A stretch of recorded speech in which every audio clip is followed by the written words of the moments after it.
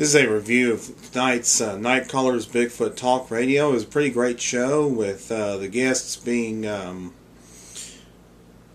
Peter Smith, Jason Goldring, and Tim Ervick of Ontario Wildlife Field Research. They do have a website. They have.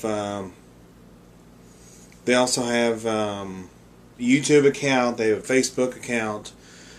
They have all sorts of ways for people to get connected with them. And they talked about their research into Sasquatch. They've researched Sasquatch for quite a while. One of the team members, I believe it was Jason, said he heard a blood-curdling scream in 2003 that he could not identify. And he didn't know what it was. And obviously, he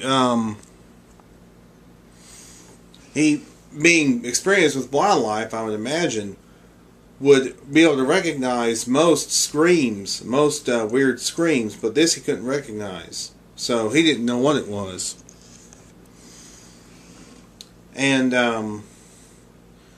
the team members, they've looked into not only Sasquatch, but they've also looked into species that are somewhat unofficially recognized, such as cougars. Cougars are sort of unofficially recognized in Ontario. And they've also looked into the eastern timber wolf and wolverines. The distribution of wolverines to Sasquatch is hard to determine. That was one of the questions I asked them when I called in. That's one of the things that's hard to determine because, and they said as far as they knew, there were no wolverines with radio collars on them or with any microchip injected into them. So it's hard to determine the species or the distribution of that species, unless you have to count every single individual wolverine or every single individual Sasquatch. My second question to them was about the Snellgrove Lake area, and they said that I asked them if they'd heard of any sightings in the Snellgrove Lake area since that was part of the Monster Quest, 2 Monster Quest episodes. They said no, they hadn't heard of sightings at Snellgrove Lake, but about they said 100 kilometers south of Snellgrove Lake, there were sightings and footprint finds back around 2008. The footers was actually about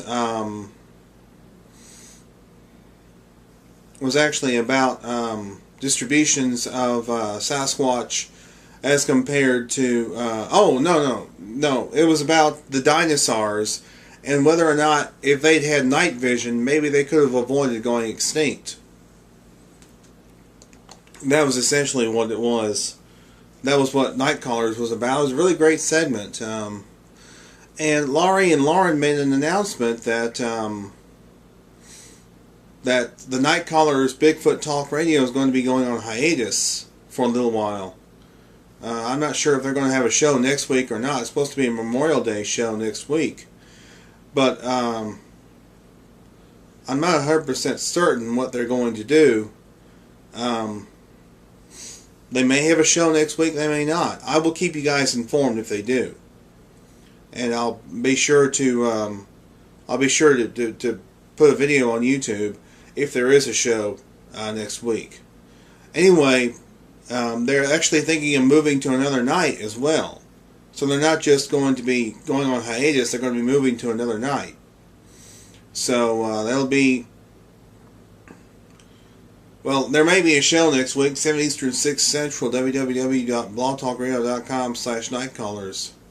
I do know for a fact there is going to be an MNBRT radio program tomorrow night.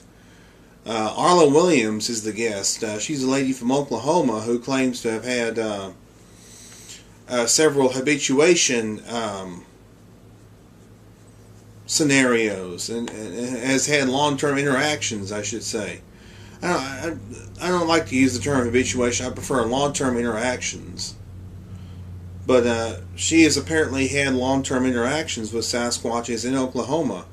That'll be tomorrow night, 9 Eastern, 8 Central, www.blogtalkradio.com/MNBRT. And as always, we do encourage you to please tune in and support great research.